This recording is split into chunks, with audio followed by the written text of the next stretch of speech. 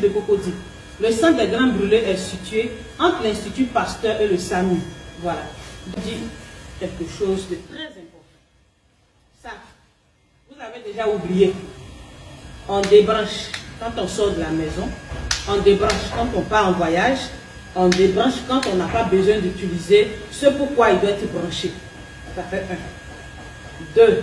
Quand quelqu'un est brûlé, on ne lui donne pas à boire, on ne lui donne pas à manger. On l'attrape, on le met sous un robinet pendant 15 minutes. Parce que quand une personne est brûlée là, elle est affolée du coup. Donc si tu ne la saisis pas, elle peut se mettre à courir partout.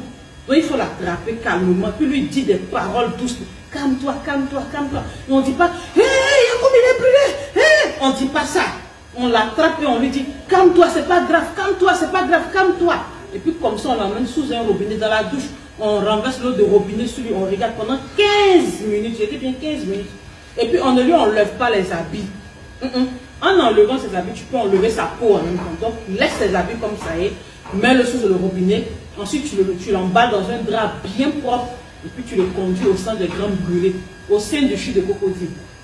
Si il y a une clinique plus proche de vous, tu l'emmènes d'abord pour qu'on lui fasse des antidouleurs. Il faut qu'on apaise la douleur avant de le conduire au centre des grains brûlés. Voilà. Maintenant, je vais vous parler de ça. Le gaz B12. Ce gaz-là n'est pas trop dangereux comme le gaz fait tout. Celui-là, son seul problème, c'est le raccord. Une fois que le raccord est percé, le raccord est défectif, c'est fini, il peut prendre feu. Mais lui, son incendie là, s'il y a quelqu'un qui est là juste à côté, voici ce qu'il faut faire. Tu vois qu'il y a le feu qui sort, fou, ça là, il ne faut pas avoir peur. Tu plonges ça comme ça, rapidement dans l'eau. Tu plonges rapidement, hein. C'est parce que c'est une vidéo que je prends le temps de bien presser. Si tu veux, même il faut te mettre loin. Et puis, tu jettes. Une fois que tu jettes comme ça là, la flamme s'arrête. Et puis tu viens, tu fermes la bouteille. Une fois que la bouteille est fermée pour celui-là, il n'y a plus de problème. Tu n'as plus rien à craindre. Voilà. Maintenant, celui-là, le charbon de feu, charbon, ça là, charbon là, quand c'est allumé comme ça là, même s'il y a tout petit, un peu seulement dans le fourneau, il ne faut jamais le laisser à côté du gaz fait tout. Même si le gaz fait tout est loin, ne le mets pas là, parce qu'il y a le vent qui joue un rôle très important. Le vent peut transporter la chaleur jusqu'à la bouteille. Quand vous remarquez aussi que le matin, vous vous levez, vous devez cuisiner.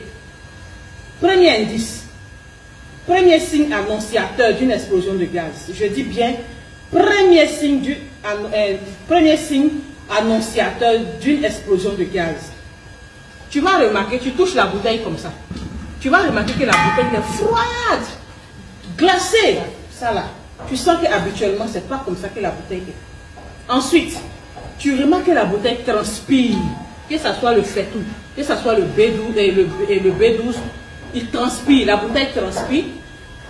La bouteille est trop froide. Ne l'allume pas. C'est un signe annonciateur d'une explosion de gaz. C'est-à-dire que si tu l'allumes dans ce cas-là, il y a 90% de chances que la bouteille prenne feu. Donc tu ne l'allumes pas.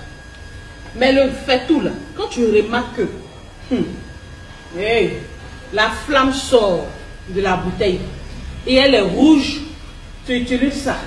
Si tu peux, tu jettes ça comme ça. Et puis rapidement, tu fais ce qu'il y a à faire, tu fuis. Si le feu s'arrête, mais tu laisses ça dessus.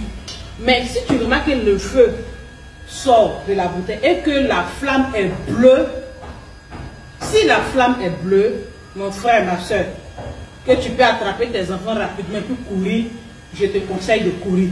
Parce que quand elle devient bleue sur le gaz fait tout, c'est qu'elle explose, c'est qu'elle va exploser et il n'y a rien à faire.